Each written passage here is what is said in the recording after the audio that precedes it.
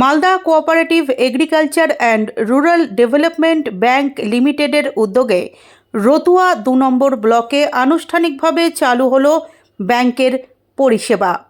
দীর্ঘদিন ধরে এই ব্লকে শাখা না থাকায় বহু গ্রাহক ব্যাংক পরিষেবা থেকে বঞ্চিত ছিলেন। সেই সমস্যা মেটাতেই এই উদ্যোগ বলে জানানো হয়েছে। অনুষ্ঠানে উপস্থিত ছিলেন মালতীপুরের বিধায়ক মাননীয় আব্দুর রহিম বক্সি, রতুয়া ২ নম্বর ব্লকের বিডিও মাননীয় শেখর শেরপা, ব্যাংকের chairman Mohammad Zayed Ali, chief executive officer Shri Shantanu Das, district manager সহ ব্যাংকের অন্যান্য আধিকারিকরা।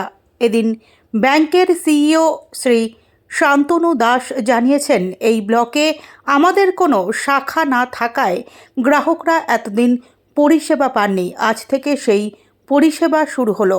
আপাতত সপ্তাহে একদিন সামসি শাখা থেকে আসা ব্যাংক কর্মীদের মাধ্যমে গ্রাহকদের পরিষেবা দেওয়া হবে।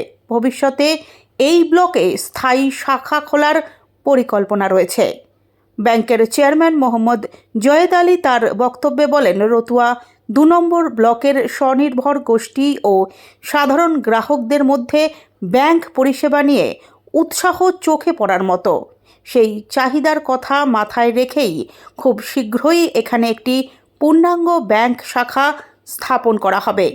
এই উদ্যোগের ফলে রতুয়া ২ নম্বর ব্লকের কৃষক, স্বনির্ভর গোষ্ঠী ও সাধারণ মানুষ উপকৃত হবেন বলে মনে করছেন সংশ্লিষ্ট মহল।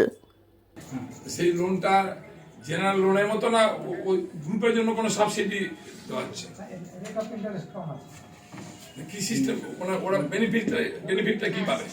আপনার এখানে গ্রুপ করার পরে ওর বেনিফিট কি আছে? না, ওই